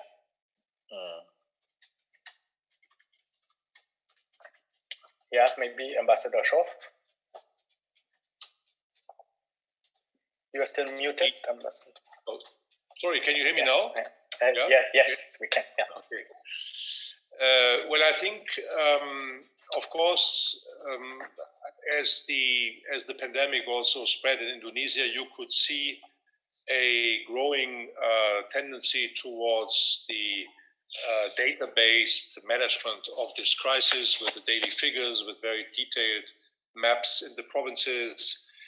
Of course, there is the restriction of relatively low testing, of course, levels compared to other countries, but there are other proxy data that you can sort of draw some conclusions.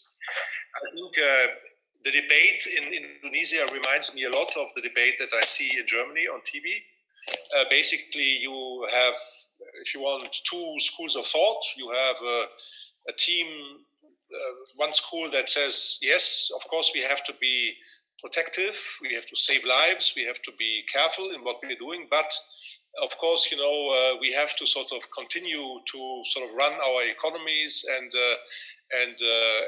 maintain the possibility of our incomes as a government and as a state to maintain the services in our country. So, I mean, these things are interrelated.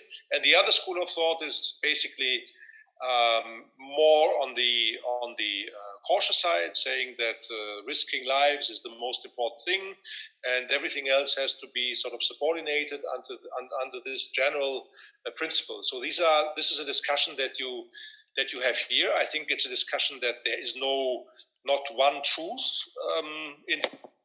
There are very good arguments on both sides, and if I see this, of course, it's very difficult for policymakers to find the right balance. However, I think it is, as I said before, it is that I think the better your database is, the more rational and the safer you are in your political judgment about what you can do. And I think here in Indonesia, the debate is taking place between governors and the central government, and sometimes between governors. So, I mean, and the situation, of course, is not homogeneous in each country. As Pahava said before, in Germany, I mean, we have different regions. I mean, in the northeast, we have the state of Mecklenburg-Vorpommern, where I think they have a 2-digit number of cases, and yet then you have Bavaria or Baden-Württemberg with 35,000, I mean, it's different, and I think it's also legitimate to react differently. But I think what is important in all scenarios is to be able to monitor and test.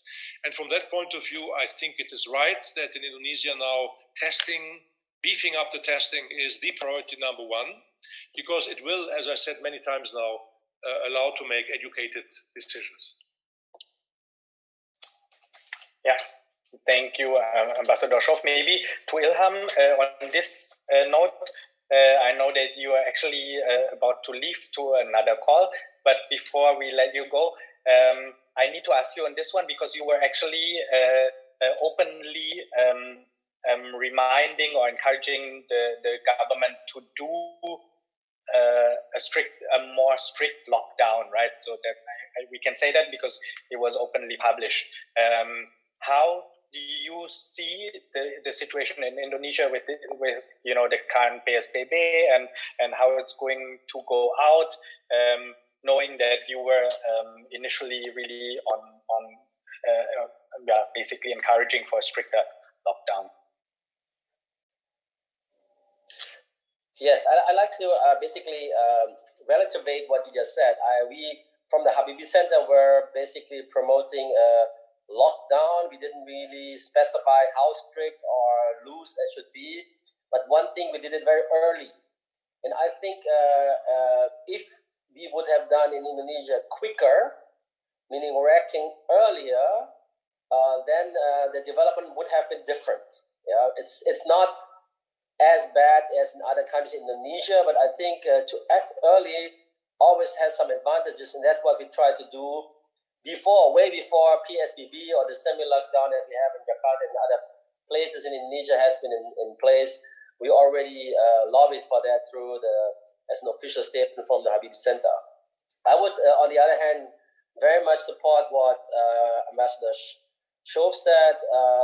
It is paramount to have the data to make educated decisions. I mean, otherwise we are just tapping in the dark, and we need to know what effect our decisions have. And only based on that, we can basically make a better decision if the decision we've done before wasn't that good and going into the right direction, right? It needs to be fact and data-based. And once you have the data, you can also basically do other things with it. It's not just making decisions, but you can manage the population. You can do the tracing and tracking. You can start to isolate pockets and basically let the bigger part of the population get back to the normal business, right? I mean, in a normal situation, if you know who is infected, then basically you can isolate those people rather than the other way around, that everybody should be isolated. So this is an extraordinary situation. So knowing data more in detail enables you to do many things. So looking at another example, although lately I think they had some second or even third wave outbreaks in South Korea, they were also using data in masses in order to, exactly what I said, tracking and tracing people, who is infected and where are they and with whom, etc. And it is, yes, a deep, an intervention in your privacy sphere. I think that is another discussion that has been happening, but I think most people would totally agree that in this kind of a crisis, data privacy should be actually not number one. You have to make your data available. I mean, and basically your position where you are at least should be made available to people or organizations that analyze that data. There another form of technology comes into place, which is basically the big data and artificial intelligence simulation. What would happen if you would do this and that, and all of that needs data. So I think that is absolutely necessary to have at hand, and that would be another thing. Again, referring to Ambassador Shove, I would definitely support fully. We also asked the audience, by the way, to this, and you can see the results here on the screen. Quite evenly distributed between different topics. So we're asking, learning from Germany's experience, what should be applied in Indonesia, and it's testing, it's the strict measures like lockdown, it's better health infrastructure, and also a responsible society, which is slightly in the lead, but it's quite evenly distributed, as you can see, among all the four. So yes, also the responsible society is important here, and really that's also something we can learn perhaps from Germany, or we cannot learn from Germany. I would like to know whether the responsibility within the society, that's what people say, was at least in the beginning very high in Germany, right? So is this something that Indonesians should apply as well, or should take as an example? Yes, we should be able to get this responsibility in terms of how we relate to each other. But of course, we have a matter of geography. We have a number of the population which is very high. And last but not least, having responsible citizen and democracy is not very easy things to do. You know? Whether you like it or not, you have a lot of people running hoax, a lot of people running fake news. In Germany as well, if you see in a different society where you have open society, democracy, this is the big challenge, is how you get across information right, how you control, it's not really a nice word, but whether you like it or not, you have to control this hoax, and how we can introduce certain level of intrusion to privacy, which which is not there in the past, but now it's required. For instance, if I go to a restaurant now, restaurant has just been opened, and the first thing that they would ask me is my name, my address, and my phone number. This is strange, but this is required if you want to be able to enjoy the food in a restaurant and not anymore with delivery. So this is the difficult part, I would say, in a society like us, like Indonesia, also in Germany or in Europe in general. So it's not very easy to deal with an open society. But I would say this is something that we should be able to replicate in Indonesia. I just want to quickly add to this. So, because there's a question from Taufika from CSIS Jakarta related to this topic of responsible responsible citizens in Germany. On the one hand, there's this discipline, this culture of discipline, but the question is, was there also any special campaign or any government activities to build a responsible citizen to cope with this pandemic? Is there anything that you, Habas, have seen in Germany, or maybe also Ambassador Schof, that you know about the German government, what has been done here? Well, I'll give you an example, Daniel. When the first lockdown was introduced, there are people who had a Corona party. So instead of going to clubs and pubs, they are clubbing in their own houses. And, this is something happen in the democracy when you have this type of restriction. People, instead of they are following the restrictions, they are fighting the restriction. This is very typical. There were then very strict measures. There were some sweepings. People were asked questions. Police went there. So I think there is always difficulties in the beginning in terms of making responsible citizens.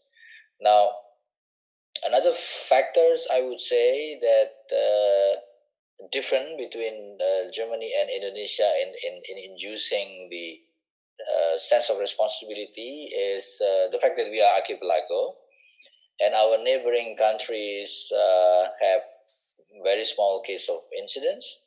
Whereas in Germany is basically in the center of Western Europe, and the countries around Germany has a very high degree of infection. So I think the feeling of COVID threats in Germany and Indonesia is different. In here, you see very high level infections around Europe, around yourself, and this I think give also a push in terms of making people much more realize on the importance of being responsible. Daniel. Yeah, thank you. Ambassador Schof, maybe you want to add to this? Yes, I think I can fully echo what Pahawa said.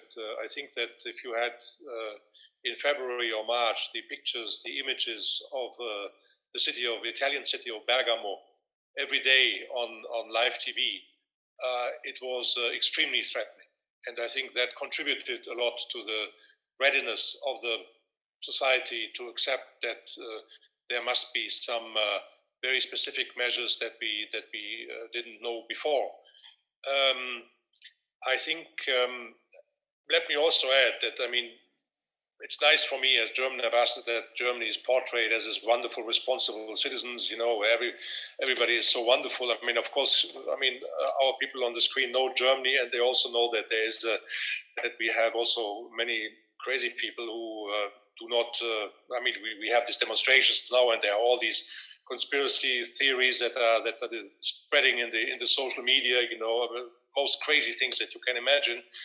So we're also great in that. So, but on a more general note and on a more serious note, I think the point I would like to make is that Germany and Korea and other countries are examples that to combat a pandemic like Corona, it is not only the more authoritarian governments and states which are able to do that, but you can actually combat a pandemic like this also in an open society, in a democracy. Okay, it's a bit more bumpy maybe, and it makes a bit more noise, and there are lots of things you can see. It's very transparent, but in the end, if you look at the result, let's be honest, it's not that bad. And I think that is also a point that is very important, because we know that the combating the COVID crisis is also used by some, and I will not mention any names, as a proof of the superiority of more centralized authoritarian governance as compared to so-called weak liberal democracies, which are not able to cope with situations like this. And I think our example shows that it is possible, that it is not impossible for the open society to react to a pandemic of this kind, and that we can act as responsible and as effective as others.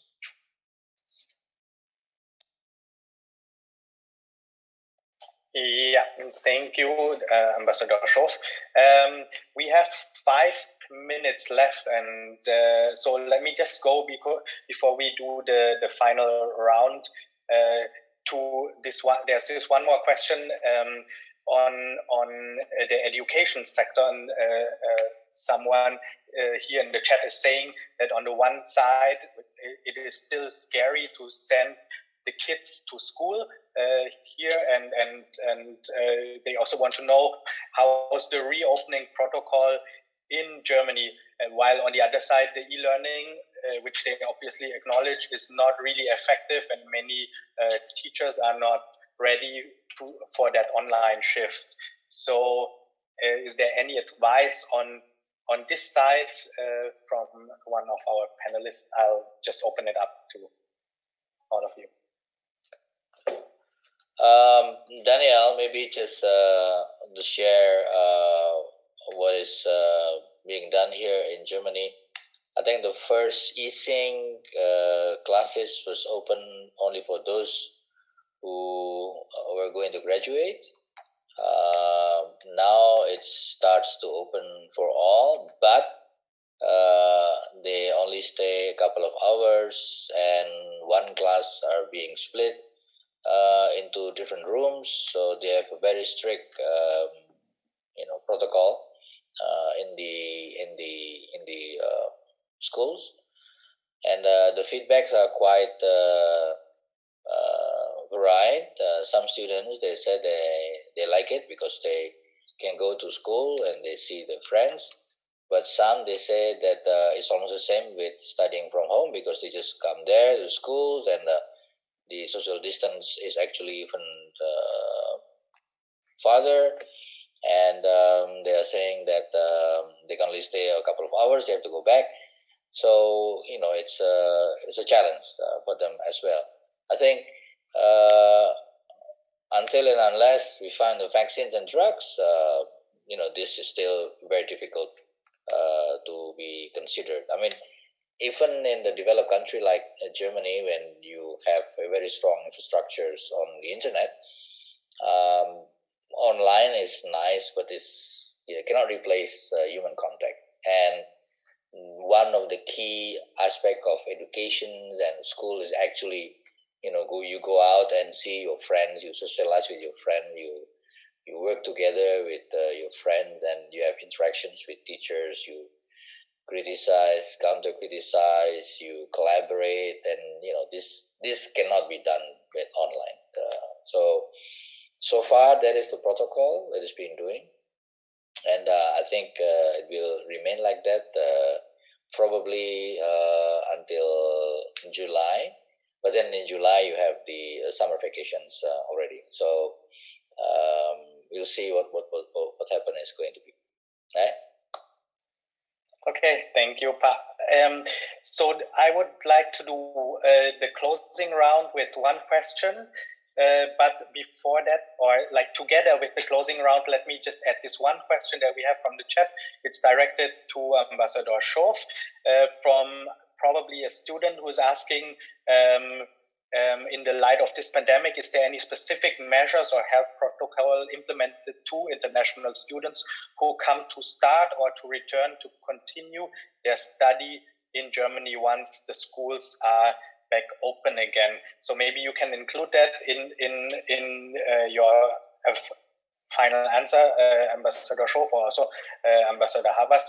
And I would like to ask also for a closing round, asking if there's one idea that you would like to share, or one advice that you would give to the Indonesian government or society, how to go into the new normal. What idea would that be, or what advice would that be as a closing round for today? Maybe Ambassador Schof. Okay, first of all, to the issue of students and the mobility of students, I think this was the question. I think the overriding circumstance that we have at the moment is that there is a restriction on immigration, which is basically coming upon recommendation of the European Commission on the entire European travel area, where basically foreigners or non-EU citizens are restricted for the time being, with some exceptions, from entering into Europe. And we really hope that this measure can be lifted as soon as possible. I can tell you from our embassy, I mean, our poor colleagues in the visa section, they have a very tough job at the moment, because of course many people, including students, are impatient to return to Germany and see their friends and their fellow students. So we hope that this can be lifted soon. I'm not in a position to tell you when, but I think one of the more serious issues in this crisis has been also within the European Union, the restriction of travel and the temporary suspension of free movement between borders. So I mean that is key, and I think that, however, if the data continue to go into the direction as they go now, I am optimistic that at some point during the summer maybe we can see a difference on this. I mean, you asked me for a specific recommendation, and I mean, I'm not in a position to make quick recommendations. As I said, our German case is different in so many ways, and there are so much more complexity here in Indonesia, being an archipelago state with all these islands, and in terms of governance, I think it's very difficult to compare. But there's one issue that I mentioned a couple of times, and my recommendation would be to the Indonesian government that continue to invest in testing, because this will serve as the basis for almost every policy decision you can make, and so that would be, if I were allowed with a gun at my head to make a recommendation, it will probably be that. Thank you. Okay, thank you, Ambassador Schof. Then Havas, maybe your one advice for the new now, what would that be? Daniel, before that, I think I want to share with you and also the student who asked questions to Peter, Ambassador Schof. If the data is going to be as favorable as today, there is a plan to lift the travel ban on the 15th of June. But let's see how it will develop. If you want to return, I think for German or foreigners who have German ID or domicile in Germany can enter Germany, anytime. And still from Indonesia, you have Qatar flights. So we have flights from Jakarta to Doha, and then Doha to Frankfurt. So it's still possible. Now, I think on the issue of policy making, I would say that, as I mentioned before, the issue of lives and livelihoods are two most important impacted aspects in terms of COVID-19. And until we have the vaccines and drugs coming up, we need to do some interim measures. And the interim measures, I think, based on the experience in Germany and different parts of the world, we should go by region first. And in order to know which region that can we have a restarting of the economy, then the issue of testing, the issue of healthcare system should also be in place, so that this particular region have the particular basic requirements to start the economy going. So that's my take. Thank you, Pak. Thank you, Pak Havas. And then last but not least, we'll also go to Ilham, maybe for some last words. If there's this one idea or one recommendation for the new now, what would that be? Well, I think I have a little different comment to all of this. In this period, which is still ongoing for some time, but there's a side effect that I think many people have observed, and that is we have sort of re-evaluated, recalibrated certain values, certain things in our lives that were basically in the old normal. We've gotten used to it and we accepted it, but in fact, we should not. I give you an example. I mean, in Jakarta, in the last month, never have I've seen, and most of us, this kind of blue skies sometimes. Yeah, I mean, it was just amazing. You could see the mountains from our high-rise buildings that otherwise you would never see, and you can ride a bicycle on the road without being fearful of getting run over by a car or a motorcycle, and so many things that are really positive as a positive side effect. And I think my feeling would be that people want to see this more in the future new normal. So it will have a positive effect on what we want to see, what maybe we have been too accustomed to something we should not accept so easily. On the other side, there are also some problems that have been more exacerbated of that. The livelihoods of people that are, how can I say, economically still very fragile. We need to make sure that they are more stable, better educate them, giving them better infrastructure. For instance, the digital infrastructure is very important. So yes, Indonesia is sometimes well endowed when it comes to digital infrastructure in the more wealthy pockets. But when it comes to big parts of our country, particularly in the countryside, and the so-called last mile, meaning to really reach out to the consumer, to the households, to the offices, to the hospitals, etc., is basically very, very difficult. So we need to more invest into that because that's really important. And we have also learned that actually our people can learn very quickly when they are put basically with the back against the wall. Everybody learns, and it's very quickly. Solidarity is a great thing that I think Indonesia is really on a top level when it comes to global comparison. How people are solidar with one another in this country is something that I think many countries can learn something from Indonesia in that regard. So I think it has shown a lot of things because it's an extreme situation, and some of it I think we should really learn from, and we want to have that more in our future lives. And some of that we need to really focus on solving the problem.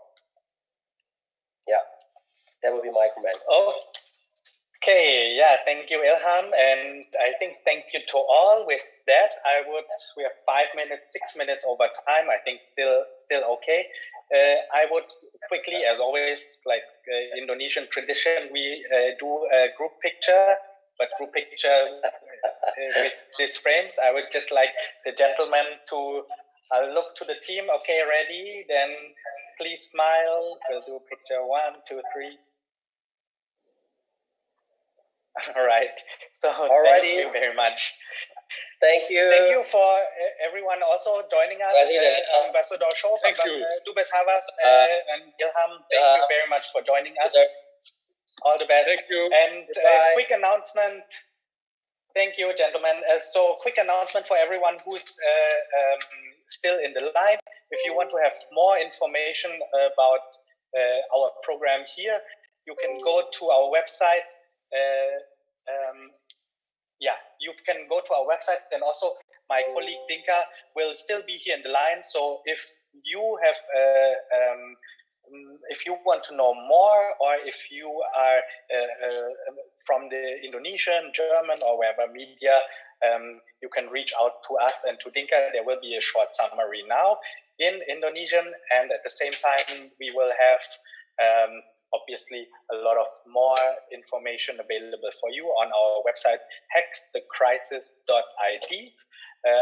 There will also be the links to the summaries, the links to additional information, the link to the platform that we announced today, and many, many more information.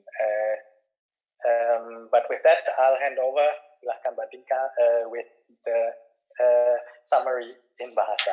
Thank you. Yeah.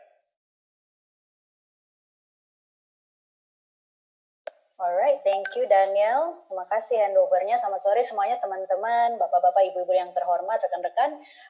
Saya akan memberikan short summary atau rangkuman yang pendek aja, singkat aja, karena nanti akan ada lebihnya yang linknya akan dikasih.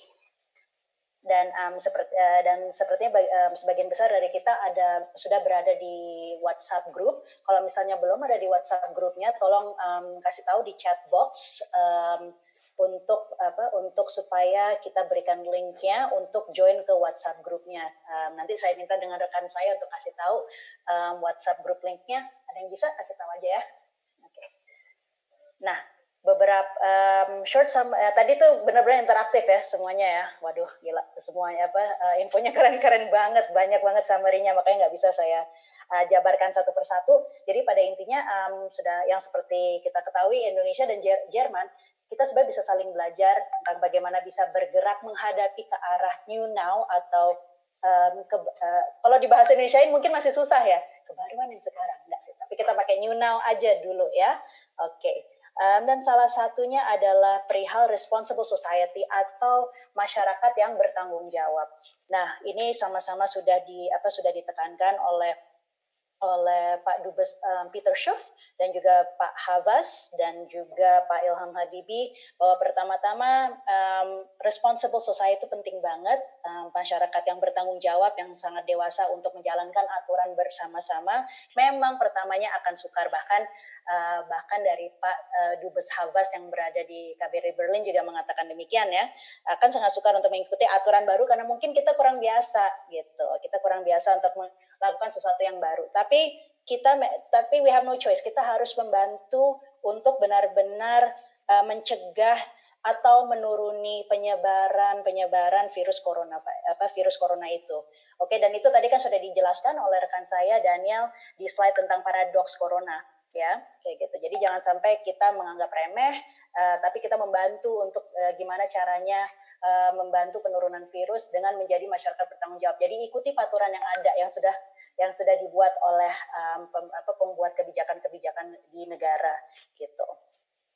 Dan satu lagi adalah yang juga sempat di-mention oleh Pak Ilham Habibi, ada behavioral shift atau perubahan perilaku yang pasti sudah ada semenjak kita sudah disuruh kerja dari rumah atau work from home gitu ya.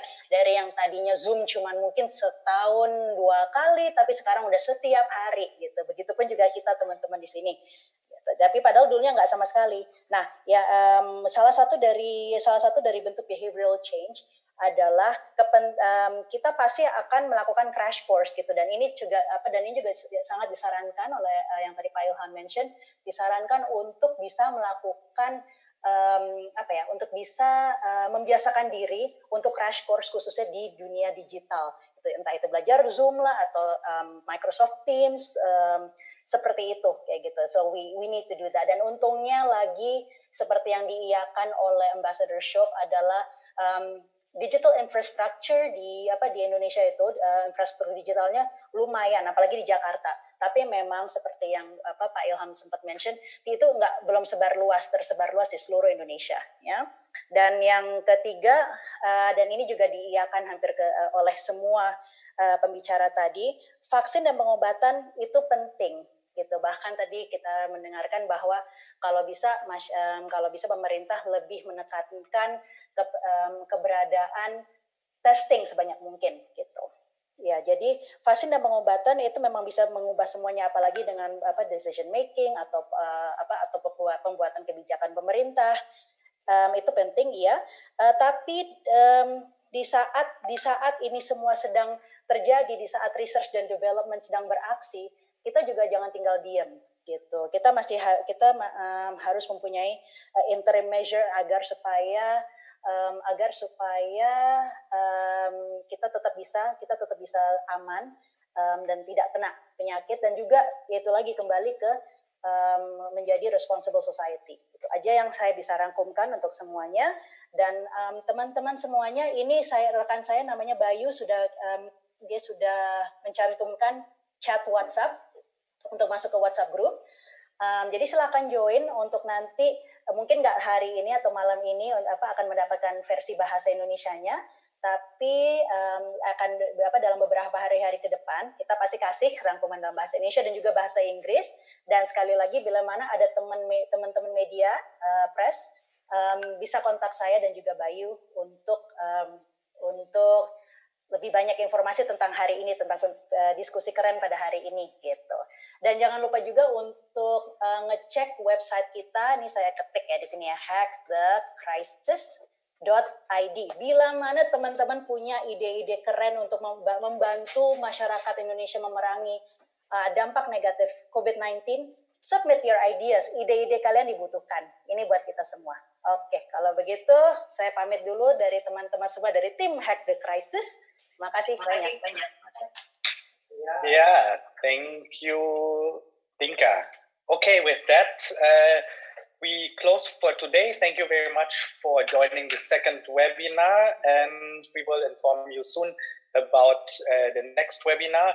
Finally, I just want to close with also saying thank you to everyone who made this webinar possible, especially to our partners. And our partners for this webinar are the Habibi Center and the Habibi Incubator, Angin, Dream De Leon, the CIMB Community, Startup Asia Berlin, Impact Hub Jakarta, NPACT Association Berlin, Bina Academy, Dream Tech Community, Mau Belajar Apa, and Kita Bisa. So with that being said, everyone, thank you all for joining us.